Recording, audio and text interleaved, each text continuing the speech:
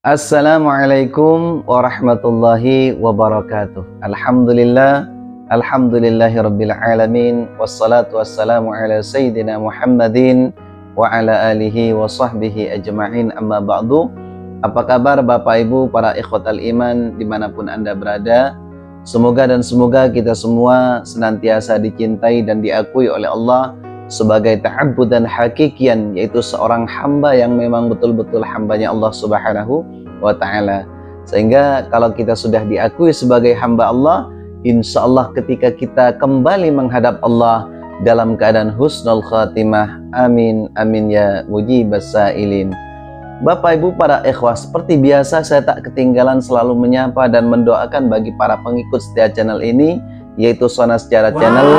Dimanapun Bapak Ibu sekalian berada, apapun profesinya, apapun aktivitasnya, apapun usahanya, saya doakan mudah-mudahan diberi kelancaran, diberi kemudahan, diberikan rezeki yang lancar dan barokah, kemudian diberikan umur yang panjang dan barokah, dan paling akhir mudah-mudahan diberikan kesehatan yang sempurna. Amin amin ya mujibas sailin. Bapak Ibu para ikhwah, melalui video singkat ini insya Allah saya akan sedikit berbagi cerita, akan sedikit berbagi pengalaman Bapak Ibu, masih dalam rangkaian seputar umroh dan haji. Apa sebab? Karena hal ini seringkali jadi pertanyaan dari jemaah umroh dan jemaah haji pada saat kita melakukan ibadah di dua tanah suci Mekah dan Madinah, yaitu khususnya di Masjidil Haram dan Masjid Nabawi. Sebetulnya ini edisi ngobrol Bapak Ibu ya, edisi santai. Cuman saya terinspirasi kenapa saya harus membuat konten ini, membuat video ini, karena hal ini memang sering kali muncul ya, pertanyaan-pertanyaan seperti itu. Salah satu diantaranya kadang jemaah itu banyak yang bertanya, Pak Ustadz, kenapa ya pada saat melakukan ibadah tawaf saya melihat suami istri itu berpegangan, padahal menurut madhab kita itu kan batal Pak Ustadz. Seperti itu. Dan ada lagi Pak Ustadz, saya melihat ini bukan jemaah Indonesia, orang-orang luar ya, misalkan saya nggak menyebut dari negara mana, cuman masih banyak orang perempuan itu pada saat melakukan ibadah tawaf itu rambutnya keluar semua, jadi kerudungnya cukup apa ya, cuman ditaruh aja gitu kan, mukenanya nggak seperti mukenanya orang-orang Indonesia, bahkan nggak pakai kaos kaki Pak Ustadz.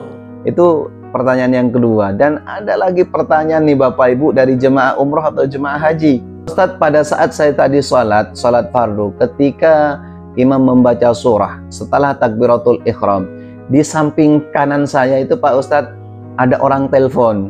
Jadi HP-nya itu diangkat, kemudian dimatikan dan disetting dulu. Itu kayaknya seperti itu. Kemudian lanjut sholat. Jadi nggak pakai batal dulu. Itu seperti itu Ustadz. Kemudian ada lagi nih Pak Ustadz, yang paling parah itu di samping saya itu ada yang, mohon maaf, itu ambil tisu dari kantongnya kemudian buang ingusnya. Itu bagaimana hukumnya Ustadz? Bapak Ibu, melalui video singkat ini insya Allah saya akan sedikit memberikan masukan, sedikit memberikan pencerahan mengenai hal-hal yang seperti ini. Bagaimana kita harus menyikapi selama kita berada di dua tanah suci Mekah dan Madinah, khususnya di Masjidil Haram dan Masjid Nabawi. Bahwa yang pertama Bapak Ibu para ikhwah, pada saat kita berada di dua tanah suci Mekah dan Madinah, khususnya di Masjidil Haram, melihat amalan seseorang itu beda dengan keyakinan kita, dengan amalan kita.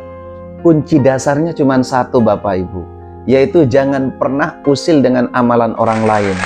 Apa sebab? Karena kalau kita usil dengan amalan orang lain, seakan-akan kita benar ya, orang lain itu salah. Justru ini nih malah membuat repot kita sendiri Bapak Ibu sekalian. Apa sebab? Karena mereka itu sudah punya rujukan dalil sendiri Bapak Ibu.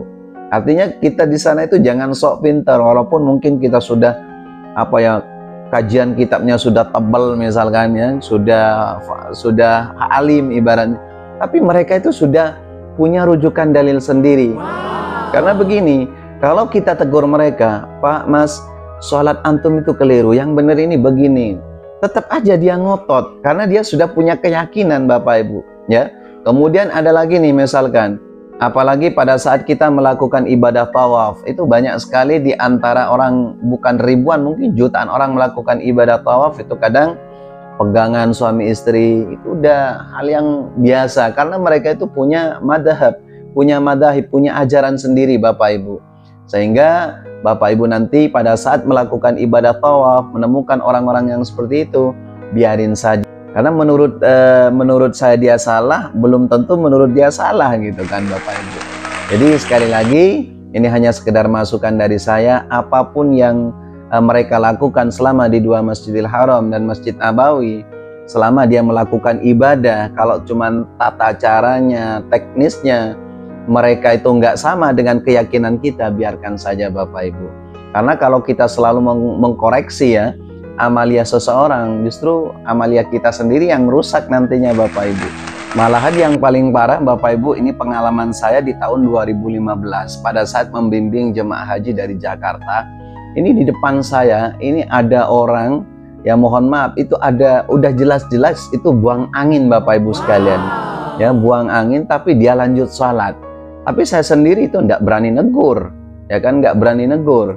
Jadi di Masjid Nabawi itu pada saat itu banyak ya orang mungkin tahu, di samping kanan dan kiri saya itu tahu kalau dia sudah buang angin. Tapi mereka udah apa ya, ibaratnya punya keyakinan sendiri, mau diapain lagi. Jadi selama kita di sana jangan merasa sok pintar, sok nasehatin. Apa sebab?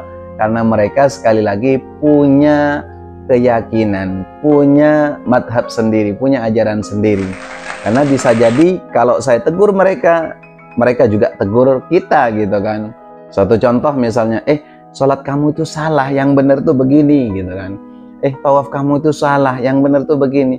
Itu belum tentu Bapak Ibu, belum tentu menurut kita salah itu menurut dia salah gitu kan. Justru sebaliknya, menurut kita salah tapi menurut dia benar gitu Bapak Ibu. Jadi melalui video singkat ini sekali lagi saya tekankan ke jemaah yang mungkin ini buat para jemaah umroh ataupun para jemaah haji pemula kadang kaget gitu kan. Kadang kaget melihat amalan-amalan seseorang di Masjidil Haram, di Masjid Nabawi. Dan kalau di Masjidil Haram itu di musim-musim tertentu itu kadang ada segerombolan jemaah umroh ya kan. Rombongan jemaah umroh yang kadang sholatnya itu setelah takbiratul ihram kemudian nggak pakai apa ya istilahnya, tangannya nggak ditaruh di sini. Jadi cukup lenggang-lenggong seperti ini nih ya, artinya dikebawahin tangannya. Jadi mereka itu punya ajaran sendiri intinya Bapak Ibu. Ini banyak sekali yang kadang kebingungan, malahan heran gitu kan. Apalagi bagi para pemula ya, yang kadang kita baru menginjakkan kaki kita kedua tanah suci Mekah dan Madinah. Saya sendiri awal-awalnya begitu Bapak Ibu. Cuman ketika saya pelajari satu persatu, memang kita di sana harus saling menghargai satu dengan yang lain. Selama itu tidak keluar dari akidah Bapak Ibu. Intinya kita jangan memperbesar perbedaan, mari kita cari titik persamaan. Karena pada dasarnya mereka itu sholatnya ingin apa ya, ingin mencapai ridha Allah. Dia melakukan ibadah tawaf ingin mencapai ridha Allah. Tujuannya sama gitu kan. Jadi ini mungkin Bapak Ibu yang perlu saya tekankan ke para calon jemaah umroh, para calon jemaah haji. Pada saat nanti melakukan ibadah kedua tanah suci Mekah Madinah, baik melakukan ibadah umroh, lebih-lebih ibadah haji di musim padat, di musim ramai. Banyak sekali amalan-amalan seseorang itu yang berbeda dengan amalan kita. Mungkin ini saja yang dapat kami sampaikan Bapak Ibu, kurang lebihnya mohon maaf yang sebesar-besarnya. Ihdinas siratal mustaqim wal 'afwa minkum. Wassalamualaikum warahmatullahi wabarakatuh.